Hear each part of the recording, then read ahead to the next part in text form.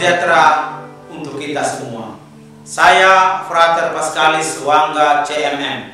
Hari ini membawakan renungan harian Selasa 24 Agustus 2021.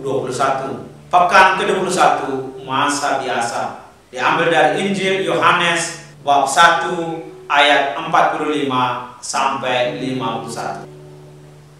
Murid Yesus yang pertama. Filipus bertemu dengan Nathanael dan berkata kepadanya, "Kami telah menemukan Dia yang disebut oleh Musa dalam kitab Taurat dan oleh para nabi, yaitu Yesus, anak Yusuf dari Nazaret." Kata Nathanael kepadanya, "Mungkinkah sesuatu yang baik datang dari Nazaret?" Kata Filipus kepadanya, "Mari dan lihatlah." Yesus melihat Nathanael datang kepadanya, lalu berkata tentang dia, "Lihat, inilah seorang Israel sejati, tidak ada kepalsuan di dalamnya." Kata Nathanael kepadanya, "Bagaimana engkau mengenal aku?" Jawab Yesus kepadanya, "Sebelum Filipus memanggil engkau, aku telah melihat engkau di bawah pohon ara." Kata Nathanael kepadanya, "Rabi, engkau anak Allah, engkau raja orang Israel." Yesus menjawab katanya, "Karena aku berkata kepadamu, aku melihat engkau di bawah pohon ara, maka engkau percaya? Engkau akan melihat hal-hal yang lebih besar daripada itu."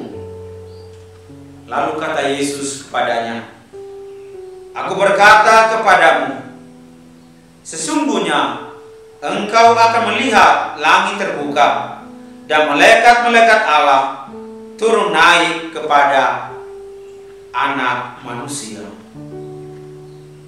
Demikianlah sabda Tuhan. Saudara-saudariku yang terkasih dalam Kristus, tema renungan saya, keterbukaan hati untuk setia dan berani mencintai Kristus membahagiakan. Ada satu kutipan indah dari Mother Teresa. Menjadi orang yang terbuka dan tidak dicintai, tidak diperhatikan, dilupakan oleh semua orang, saya pikir itu adalah kelaparan yang jauh lebih besar, kemiskinan yang jauh lebih besar daripada orang yang tidak punya apa-apa untuk dimakan. Pernahkah kita menyadari bagaimana jadinya dunia ini jika tidak ada keterbukaan hati untuk saling mengenal, mencinta, dan keberanian memperhatikan satu sama lain? Bila kita ingat kembali, ketika hati kita terbuka merasakan cinta untuk setia pada seseorang, apa yang terjadi? Tanpa kita sadari, egoisme di dalam diri kita menjadi hilang. Kita bisa melupakan diri kita sendiri dan melakukan apa saja untuk membahagiakan orang yang kita cintai, dan kita pun setia padanya. Oleh karena itu, keberanian dan kesetiaan kita itulah adalah kekuatan yang terdalam menghantar kita pada kebahagiaan. Bacaan Injil Yohanes yang diperdengarkan kepada kita hari ini, bahwa Yesus karena kasih-Nya mau datang bertemu dan menyapa langsung Nathanael yang hatinya belum terbuka dan belum percaya akan kehadiran Yesus yang datang. Perjumpaan pribadi dan dialog Yesus dengan Nathanael membangkitkan keberanian dan semangat iman Nathanael untuk mencintai dan setia pada panggilan Kristus. Seorang bisa saja menanggapi secara berbeda setiap panggilan dari Kristus. Ada yang menolak, ada yang ragu, dan ada yang menerima dengan sukacita. Adapun yang menjadi kesan pertama, selayaknya setiap orang datang dan melihat sendiri kehidupan yang ditawarkan oleh Yesus. Datang kepada Yesus berarti mau membuka hati dan dirinya terhadap Yesus di tengah segala tantangan zaman yang menggiurkan hati, namun tetap berpegang pada kehendak Allah. Saudara-saudariku yang terkasih dalam Kristus, hari ini gereja merayakan pesta Santo Bartolomeus Rasul sebagai martir. Santo Bartolomeus adalah salah seorang dari ke-12 rasul. Kita tidak tahu siapa namanya yang sesungguhnya. Bartolomeus adalah nama keluarga Bartolomeus, yang artinya anak Ptolemeus. Banyak beranggapan bahwa Bartolomeus adalah Nathanael. Dia berasal dari Kana di daerah Galilea. Ketika diajak oleh temannya Filipius untuk menemui Yesus dari Nazaret, ia menggumam atau diam dalam hati dan berbicara, mungkinkah sesuatu yang baik datang dari Nazaret?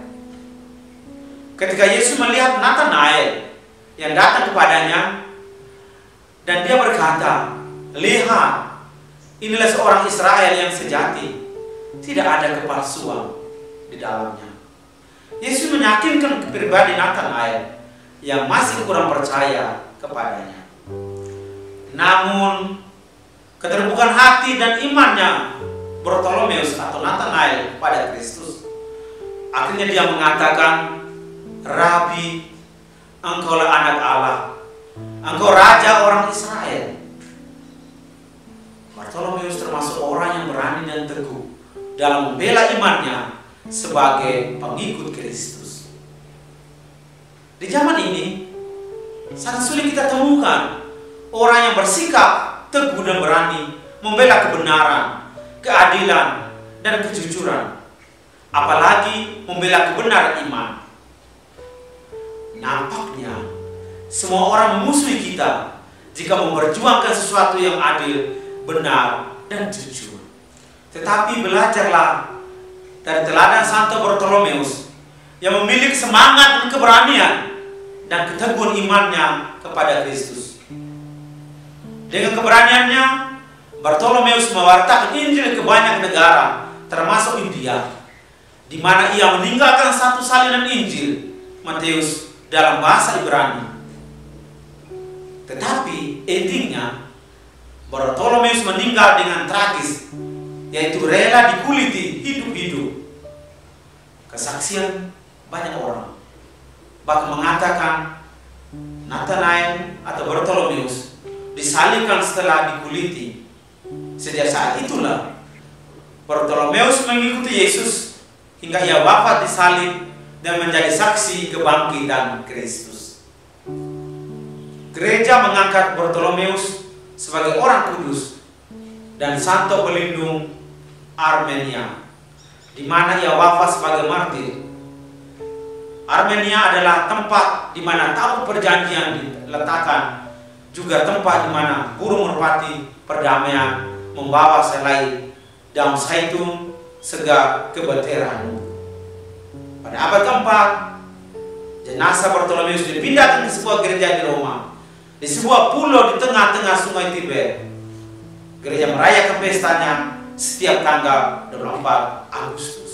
Saudara-saudariku yang terkasih dalam Kristus, panggilan hidup kita sebagai umat Kristiani harus berani memberikan diri seutuhnya pada Kristus.